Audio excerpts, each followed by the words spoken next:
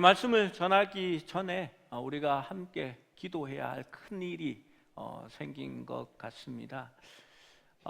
설교 후에 잠시 기도 같이 해야 할 줄로 아는데 오늘 아침에 속보를 보니까 호메이니가 사망한 걸로 그렇게 나타났고요. 미국, 이스라엘이 이렇게 선제 공격을 했고 지금 이란이 반격하면서 각처에 있는 미군 기지들을 향해서 포격하고 미사일을 쏘고 있는 모양입니다. 쿠바, 이란, 여러분 그 다음은 북한이 될 가능성이 큽니다. 그렇게 되면 이렇게 미군 기지가 있고 미군이 주둔하고 있는 우리나라가 직접적인 이렇게 전쟁에 휩싸일 가능성이 크게 되고요. 아무래도 크게 사회나 경제나 모든 것이 요동칠 가능성이 있습니다. 하나님께서 선한 길로 인도하시겠지만 그러한 어려운 일이 이 민족 가운데 이렇게 나타나지 아니하도록 우리가 하나님께 기도하고 하나님께서 우리를 긍휼히 여겨 주실 것을 간구해야 할 정말 중요한 위기라고 생각되어집니다. 여러분 꼭 기억하시고 새벽 기도 때마다 늘 기도해 주시면 감사하겠습니다. 말씀을 전하겠습니다. 여러분 지난주의 말씀을 기억해 봅시다. 인간은 죄인입니다. 또 하나님의 진노는 그 죄에 대하여 어떻게 나타난다고 말씀드렸습니까? 내버려 두신다. 그것이 진노라 말씀했습니다.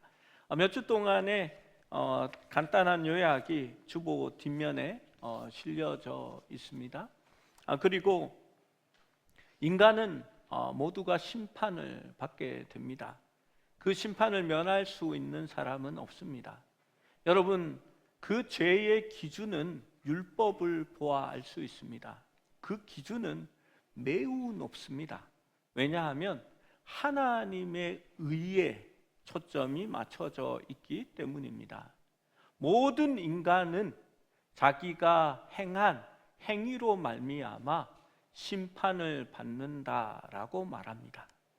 여러분 그러면 모든 인간이 죄인일 수밖에 없다라는 것이 성경이 말하는 겁니다.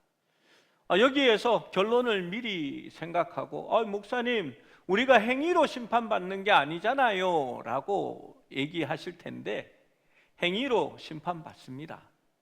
그런데 구원은 예수 그리스도의 은혜로 그 의로 말미암아 구원을 받게 됩니다. 왜냐하면 우리의 행위로 구원을 얻을 자가 없기 때문입니다. 여러분 여기에서 우리가 죄인이라는 것이 드러납니다. 누구나 다 죄인입니다. 믿는 자나 믿지 않는 자나 하나님의 의에 우리가 이를 수 없기 때문입니다. 여러분 1절에서 16절은 하나님께서 이방인들과 또 유대인들도 모두 그들의 행위에 따라 심판하신다라고 말합니다. 죄를 짓는 모든 자는 자신의 행위에 따라 심판을 받는다라고 강조합니다. 그러면 제일 억울한 사람들이 있습니다.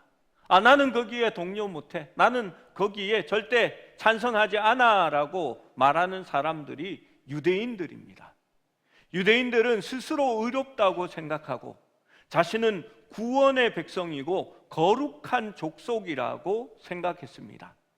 왜냐하면 자신들은 하나님의 율법을 소유하였고 이방인들은 알지 못하는 하나님을 자신은 알고 있으며 또한 이스라엘 백성이라는 할례를 받은 사람으로서 자신들은 그 표식을 가지고 있다라고 생각했기 때문입니다.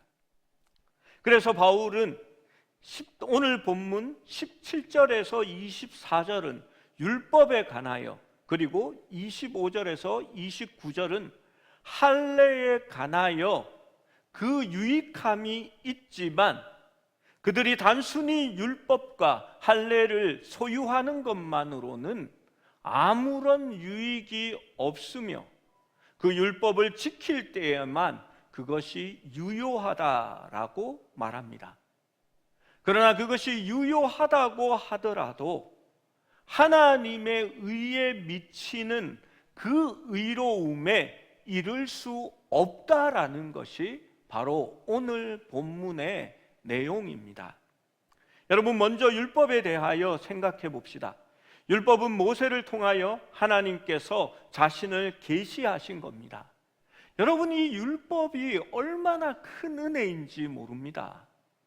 이방인들은 자연 계시를 통해서 신이 있다라는 정도만 어렴풋하게 알 수 있습니다. 그런데 이스라엘 백성들은 하나님께서 자신을 계시하여 나타내심으로 말미암아 유일신이 계시고 그 하나님이 천지를 창조하신 하나님이라는 것을 알게 된 것입니다. 여러분, 이것이 얼마나 큰 축복입니까? 그들은 하나님을 알았고 하나님의 뜻을 알고 지극히 선한 것을 분별할 수 있다라고 그 율법의 이점에 대하여 오늘 본문은 설명하고 있는 것입니다. 그래서 유대인들은 스스로를 맹인의 길을 인도하는 자요, 어두움에 있는 자의 빛이요, 율법에 있는 지식과 진리의 모범을 가진 자라고 자부했습니다. 하나님은 아브라함과 유대인들을 모든 민족에게 복이 되는 자로 세우셨습니다. 모든 민족이 율법을 듣기 위하여 예루살렘으로 나아오고 이방인들이 이런 복을 경험하는 수단이 되기를 원했습니다. 그런데 이스라엘은 그렇게 하지 않았습니다. 그들은 오히려 교만하여졌고 그들만의 선민 사상에 접어들었습니다. 그 증거가 어디 있냐 하면 하나님께서 다윗과 솔로몬에게 지시하여 성전을 지으라라고 말씀하셨을 때에 그 성전에서 가장 큰 넓이를 가진 곳이 어느 곳인지 아십니까? 이방인의 뜰입니다. 이방인의 뜰이 왜 성전에 있었을까요? 이방인들도 그곳에 모여 하나님의 말씀을 듣고 하나님을 찬양하게 하기 위해서였습니다. 그것이 아브라함에게 주신 복이었습니다. 그런데 이 백성들은 오히려 이방인들을 부정하다 생각하고 그들과 함께 어울리기를 원하지 않았고 그들을 배척하기 시작했습니다. 그리고 예수님 당시에는 이방인의 뜰에는 이방인들이 들어갈 수 없었습니다.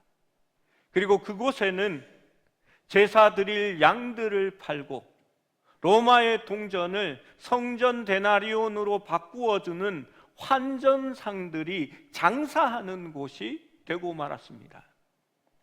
예수님은 거기에 붕괴하셨습니다. 예루살렘에 들어가서 성전에 들어가자마자 양들을 채찍을 만들어 내어 쫓으시고 돈 바꾸는 자들의 상을 뒤집어 엎으셨습니다. 그리고 예수님께서 말씀하셨습니다.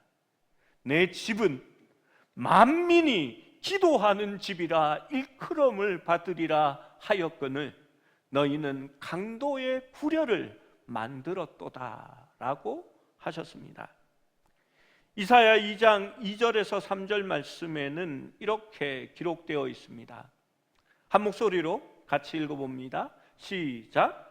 말일에 여호와의 전에 사니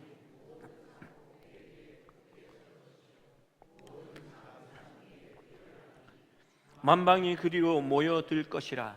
많은 백성이 가며 이르기를 오라 우리가 여호와의 산에 오르며 야곱의 하나님의 전에 이르자. 그가 그의 길을 우리에게 가르치실 것이라. 우리가 그 길로 행하리라 하리니 이는 율법이 시온에서 나올 것이요 여호와의 말씀이 예루살렘에서부터 나올 것임이니라. 여러분, 이스라엘의 성전이 바르게 서지 못할 때에 주님께서는 너희가 이 성전을 헐라, 그리고 내가 사흘 만에 세우리라 말씀하시고 예수 그리스도를 통하여서 이방인들에게 하나님의 복음이 전파되게 하시고 율법과 하나님의 뜻이 바로 시온에서 예루살렘에서부터 전파되게 만들어 주신 것입니다. 따라서 유대인들이 이방인들 가운데 제사장의 사역을 하는 것은 너무나 당연했습니다.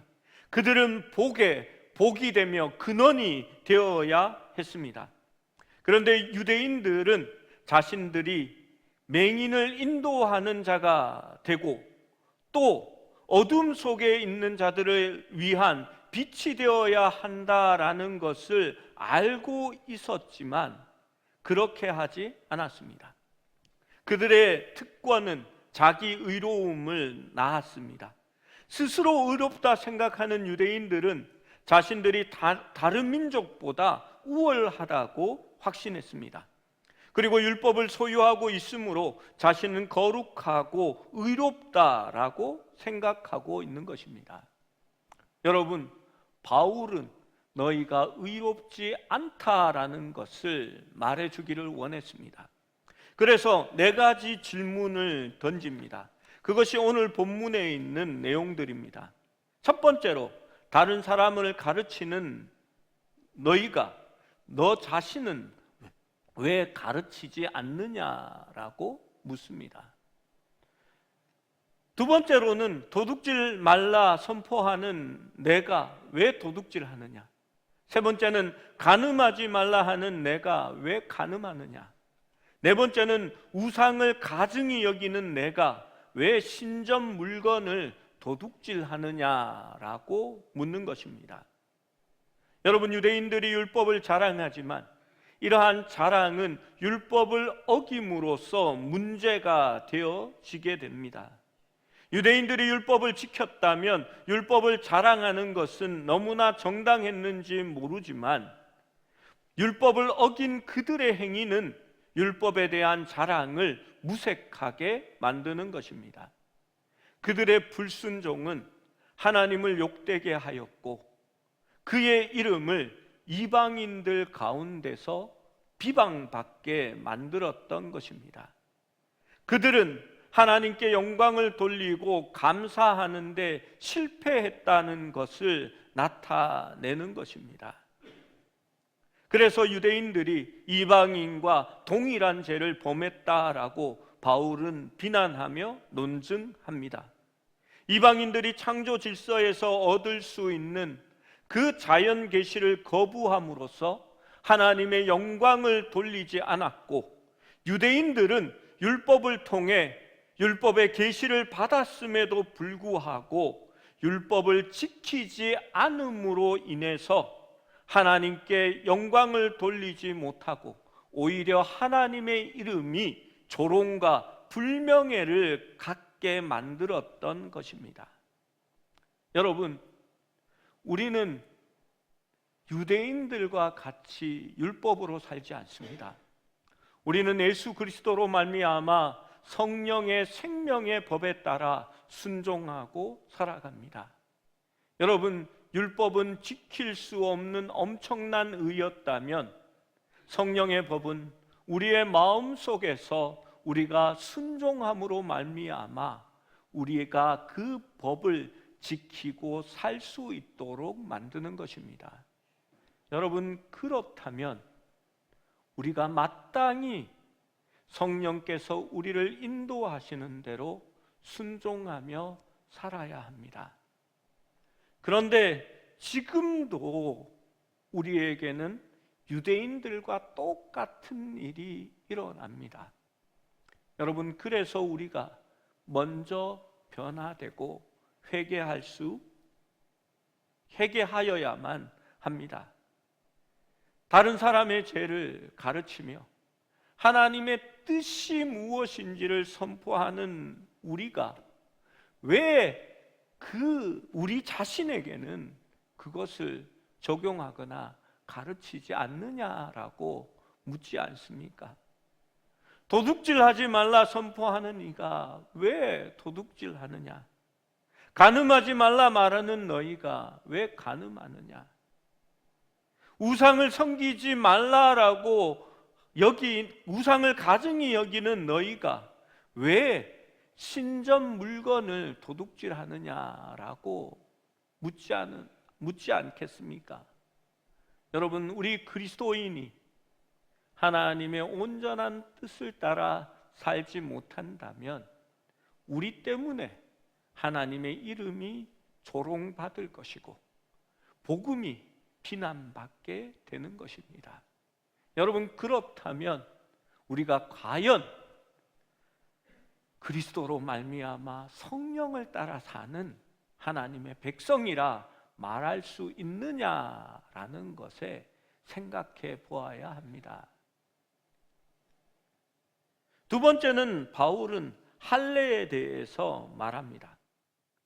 성경을 잘 모르거나 새가족이 있어서 할례가 무엇인지를 간단히 설명하자면 아브라함에게 명령한 것으로 그의 후손들이 태어나면 8일째 되는 날 남자아이는 성기 끝에 표피를 제거하여서 이스라엘 민족이라는 표식을 남기는 것입니다.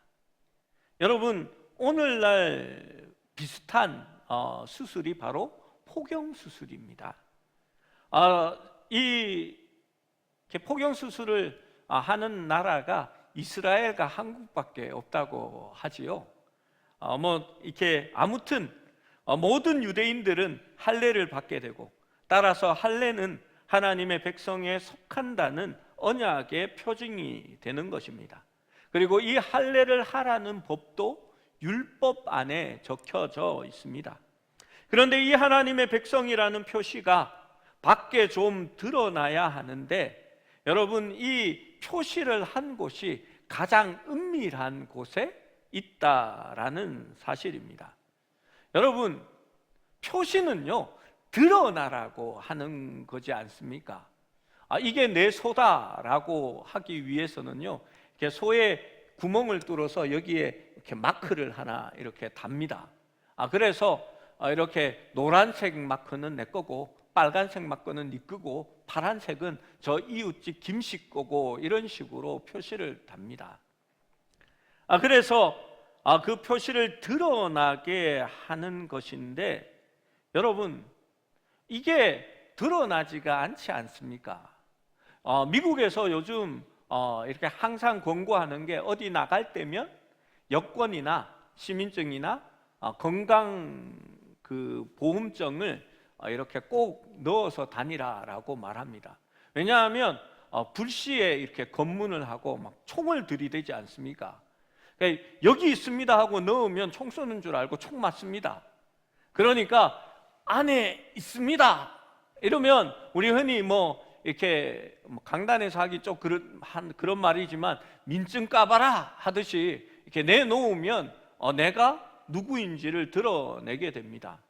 여러분, 그런데 그 표식이 하나님은 해필 왜 거기에 하라고 하셨을까요? 유대인이야? 진짜야? 그래, 한번 까보자. 어떻게 까요?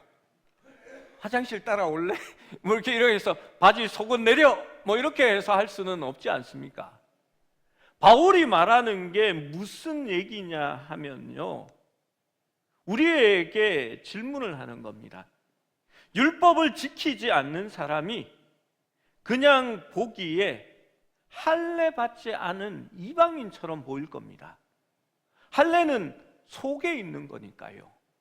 그런데 이 율법을 지키지 않는 유대인들이 할례 받지 않은 사람들처럼 보이게 되고 할례 받지 않은 이방인들이 율법의 의로운 요구를 지키고 산다면 그들은 마치 할례 받은 것처럼 여겨질 지게 될 것입니다. 여러분, 그래서 중요한 것은 할례의 표식이 아니라 그들의 삶과 행실이라는 것을 말하게 됩니다. 어떤 유대인들은 할례 받지 않은 자로, 어떤 이방인들은 할례 받은 자로 여겨지는 이유는 참된 유대인과 참된 이방인들의 할례가 외적인 것이 아니기 때문입니다. 예수님께서 기적적인 표적을 요구하는 동시대 사람들에게 여러분 뭐라고 대답하셨습니까? 니누의 사람들이 이 세대와 함께 심판날에 일어나 이 세대를 정죄할 것이다. 유대인들은 할례와 같은 표적을 원했습니다. 예수님은 요나의 말씀을 들은 니누의 사람들은 옷을 찢고 제위에 앉아서 회개했지만 너희는 그렇게 하지 않았다. 내가 너희에게 보일 것은 요나의 표적밖에는 없다라고 얘기했습니다. 유대인들은 표식을 원했습니다. 기적으로 무언가 나타나는 표적을 원한 것입니다. 그런데 주님께서는 그것으로 아는 것이 아니라 너희가 내 말을 듣고 회개하고 하나님께로 돌이키면 그것이 이스라엘의 참된 자고 구원자임을 나타내는 것이다 라고 말씀하고 있는 것입니다. 여러분, 율법을 소유했지만 그것을 순종하지 않고 지키지 않는다면 아무런 유익이 없음을 바울은 말하고 있는 것입니다. 결국 유대인들이 율법을 소유하고 할례를 받았으므로 거룩하고 죄가 없다고, 나는 의롭다고 생각하는 것은 어불성설이라고 할 수 있습니다. 모세의 사역은 죽음과 정죄로 끝맺습니다. 율법은 영광스럽지만 율법을 순종할 수 있는 능력을 주지는 않습니다. 여러분, 성급하게 잘못된 결론을 내리지 않기 위해서 로마서의 뒷부분을 이번 주에도 조금만 미리 가져오려고 합니다. 나중에 다시 자세하게 설명하겠습니다. 참된 할례는, 그러니까 참된 하나님의 백성이라는 표시는 몸에 있는 것이 아니라 마음속에 있다라고 주님께서는 말씀하셨습니다. 그것은 인간에게 있는 표식이나 민족에게 나오는 것이 아니라 하나님께로부터 오고 하나님께서 그것을 판단하신다라고 바울은 말하는 것입니다. 여러분, 그것이 참된 마음의 할례입니다. 진정한 유대인의 정체성은 내면적이고 영적인 것입니다. 여러분, 이스라엘이라는 뜻은 하나님의 아들이라는 뜻입니다. 여러분, 진정한 할례는 표피를 잘라내는 것이 아니라 우리의 죄성을 잘라내고 우리 안에 그리스도를 모시는 것이 바로 진정한 하나님의 백성이 되는 것입니다. 그것은 오직 거룩하게 하시는 하나님의 성령으로만 이루어질 수 있는 겁니다.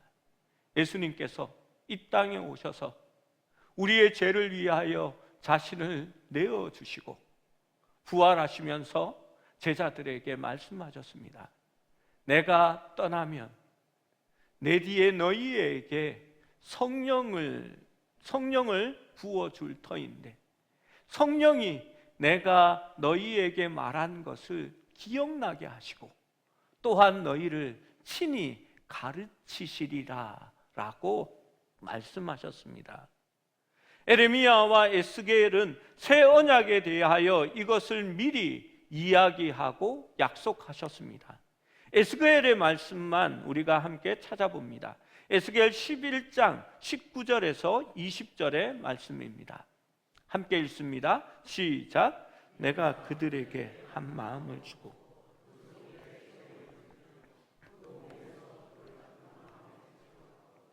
살처럼 부드러운 마음을 주어 내 율례를 따르며 내 규례를 지켜 행하게 하리니 그들은 내 백성이 되고 나는 그들의 하나님이 되리라. 하나님의 자녀, 하나님의 백성이 되는 방법에 대하여 구약적인 용어로 기록한 것입니다. 돌판에 새긴 법이 아니라 너희에게 마음에 새긴 법을 줄 것인데 그것은 새 영으로 너희의 마음에 줄 것이다. 그래서 너희가 마음으로 율례를 따르며 내 규례를 지켜 행하게 하리니 그것이 너희가 내 백성이 되고 나는 너희의 하나님이 되는 것이다 라고 말한 것입니다. 에스겔 36장 26절 27절 말씀도 함께 읽어봅니다. 시작. 또 새 영을 너희 속에 두고 새 마음을 너희에게 주되 너희 육신에서 굳은 마음을 제거하고 부드러운 마음을 줄 것이며 또 내 영을 너희 속에 두어 너희로 내 율례를 행하게 하리니 너희가 내 규례를 지켜 행할지니라. 여러분, 왜 예수님께서 니고데모에게 너는 물과 성령으로 거듭나지 않으면 하나님의 나라를 볼 수 없다라고 했을까요? 율법을 지키는 것으로 구원을 얻는 것이 아니라 하나님의 성령으로 말미암아 너희가 태어나야만이, 거듭나야만이 하나님의 자녀가 된다라고 말하는 것입니다. 여러분, 그래서 우리 그리스도인도 선한 삶을 살아가야 합니다. 선한 행동이 우리의 삶을 통해 나타나야 합니다. 물론 교회에 다닌다고 해서, 주님을 믿는다고 해서 갑자기 사람이 확 변해서 성자가 되어지는 그런 것은 아닙니다. 간혹 그런 사람들이 있습니다. 그렇게 사람이 한꺼번에 확 변하면 금방 돌아가시는 경우가 많습니다. 우리는 진짜 잘 안 변해요. 천천히 조금씩 깎여 나가고 달아가면서 그렇게 변해가는 겁니다. 끊임없이 성령님께서 우리를 만지시고 변화시키시고 성화시켜 나가는 거지요. 여러분, 우리의 착한 행실은 성령께서 우리의 삶 속에서 역사하신 결과입니다. 여러분, 내가 의롭게 사는 것이 절대 아닙니다. 바울은 완전한 순종을 말하는 것이 아니라 변화되었음을 분명히 보여주는 순종을 말하는 것입니다. 그러므로 선행은 구원을 성취하는 것이 아니라 성령께서 삶 속에서 역사하신 결과입니다. 종교적인 틀, 율법을 잘 아는 것, 나는 몇 대째 신앙이다, 나는 유대인이다, 나는 어느 족속이다, 나는 어떤 가문이다, 우리 아버지가 목사다, 이런 것들 자랑할 것이 아닙니다. 여러분, 그것은 마치 유대인들이 율법과 할례를 자랑하는 것과 마찬가지고 그것이 내가 의인임을 드러내는 것과 마찬가지입니다. 빌리 그레함은 내가 수천 명을 전도해서 구원을 얻은 것이 아니고 내가 죄인이기 때문에 구원을 얻었다라고 말합니다. 여러분, 저희 아버지에게 저는 때로는 아버지의 의가 되기도 합니다. 저희 아버지는 만나면 우리 아들이 목사입니다 라고 말할 때가 자주 있는 것 같습니다. 저희 아버지가 이 방송 설교 아마 들으실 거거든요. 그런데 저는 반대로 얘기합니다. 제가 아버지 다니시는 교회 목사님께 밥을 한번 사드려야 되는데, 꼭 대접을 한번 해야 되는데 우리 아버지 같은 분을 받아주시고 교회에서 이렇게 신앙생활할 수 있도록 애써주시는 목사님이 너무 고마워서 내가 그 은혜를 갚아야 된다, 늘 그렇게 얘기합니다. 저희 아버지 웃으십니다. 여러분, 사실 마찬가지입니다. 나 같은 죄인을 하나님께서 구원하여 주시고 하나님께서 붙들어 주셨습니다. 하나님이 나를 이끌어 주시지 않으면, 주의 영의 요구대로 살지 않으면 깨어지고 죄를 짓고 살아갈 수밖에 없는 우리이기에 하나님 앞에 나올 때에 늘 부족함을 고백하는 겁니다. 나는 주님의 성령이 필요합니다. 하나님, 성령이 충만하여 줘서 나를 이끌어 주십시오. 내가 약할 때 주님께서 나에게 더 강하게 역사하시니 내가 약함이 하나님의 강함이 됩니다 라고 고백하는 삶이 우리의 삶이 되어지는 것입니다. 여러분, 그리스도인이 성령으로 거룩한 하나님의 백성이 되어질 때에 우리가 변하는 겁니다. 여러분, 우리가 하나님의 백성이라는 증거가 어디에 있습니까? 로마서는 분명하게 말해줍니다. 하나님의 성령이 우리 속에서 하나님을 아바, 아버지라 하느니라. 그래서 우리가 하나님의 백성됨을 알 수 있다라고 말합니다. 여러분, 이단들이 성경의 한 부분을 가지고 666을 받지 말아라, 666을 받으면 이렇게 사탄의 자식이 되는 거다라고 얘기합니다. 그래서 바코드를 이렇게 찍으면 안 된다, 생체 칩을 심으면 안 된다, 뭐 이렇게 이마에 뭐 이렇게 도장을 찍는 것 하지 마라라고 말합니다. 여러분, 그런데 성경에 반대되는 얘기가 있습니다. 계시록에 보면 하나님의 백성은 그리스도 예수의 이름을 그 이마와 손목에 새긴 자들이라고 말합니다. 여러분, 666을 찍으면 사탄의 자식이고요. 그러면 그러면 하나님의 자녀가 되는 것은 우리도 그럼 이마에 예수 그리스도, 이렇게 손에도 크게 예수 그리스도 이렇게 새기고 다녀야 된다는 얘기입니다. 여러분, 그런 얘기는 세대주의 종말론을 믿는 사람들이 하는 이야기입니다. 여러분, 성경이 그 이름이 어디에 있다고 얘기합니까? 우리 마음에 성령이 바로 우리의 구원의 보증이 된다라고 말씀하는 겁니다. 여러분, 주님의 성령이 예수 그리스도로 말미암아 우리 가운데 있을 때에 우리는 하나님의 자녀입니다. 그리고 우리가 하나님의 백성이 되고 구원을 얻는 것은 율법의 행위로 말미암은 것이 아니라 그리스도 예수를 믿음으로 말미암아 가지게 되는 것입니다. 여러분, 그렇다면 우리가 하나님의 백성으로 그 성령 하나님의 뜻을 순종하고 살아갈 때에 우리는 변하게 되는 겁니다. 우리 교회가 변해지게 되는 겁니다. 그리고 그러한 사람들이 그 복음이 퍼져나갈 때에 이 나라가 변화되고 주님의 이름이 영광을 받을 것입니다.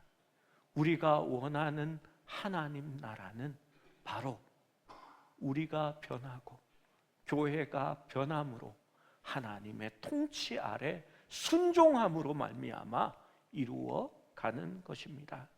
여러분, 우리가 온전하게 변화될 수 있기를 늘 기도하기를 원합니다.